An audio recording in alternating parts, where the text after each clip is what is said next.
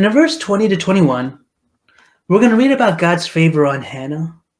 And specifically, what happens when we lay down everything for Jesus? Because here's what's happening here. Hannah has prayed this prayer. She's received this one and only son, and now she's going to dedicate the son to the Lord.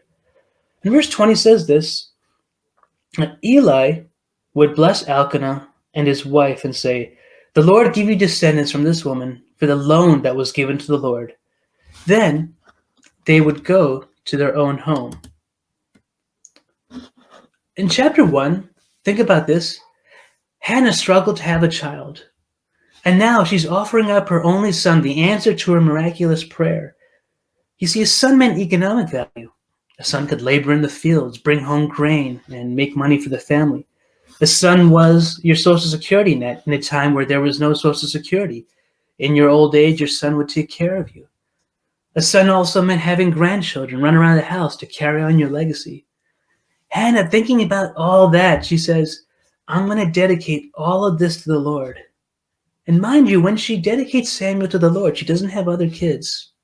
But notice what happens here in verse 21. And the Lord visited Hannah so that she conceived and bore 3 sons and 2 daughters. Meanwhile, the child Samuel grew before the Lord. What's beautiful about the story is this, that Hannah dedicated her one and only son to the Lord. And though Hannah dedicated her only son to the Lord, God will bless her with 5 more kids.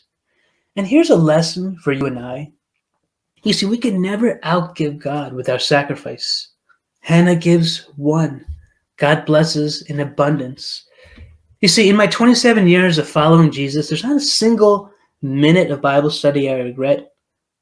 I don't regret a single dollar I've ever given for the sake of ministry. I don't regret a single hour I've spent serving God in church. Not a single minute, not a single hour, not a single dollar do I regret. Because in all those seasons, God has blessed me so much more abundantly. Not necessarily financially. Sometimes, yes. Sometimes it's just been with more peace. Sometimes it's been with friendships or different perspectives on life. I think about my season of life right now. Currently, I'm working 45 to 50 hours at work. Oftentimes, this Bible study is done in the wee hours of the morning or late at night. 1 a.m. or 6 in the morning. I'm squeezing in time. But you know what's amazing? Although the sacrifice is great, God blesses me so much more. Right? We can never outgive God. And right here we see that. God blessing Hannah abundantly for her sacrifice to God.